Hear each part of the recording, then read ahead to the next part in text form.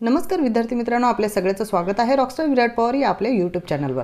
विद्यार्थी मित्रांनो, सीटेट संबंधीची अत्यंत महत्त्वपूर्ण नोटीस असून आज ही 14/3/2019 ही शेवटची तारीख आहे। जर तुम्हाला फॉर्म अप्लाय करायचा असेल तर तुम्हाला आजची संधी आहे, कारण हे डेट एक्सटेंड केलेली आहे। त्यामुळे ज्या विद्यार्थी मित्रांना फॉर्म अप्लाय करायचा त्यांनी ते अप्लाय करू शकतात।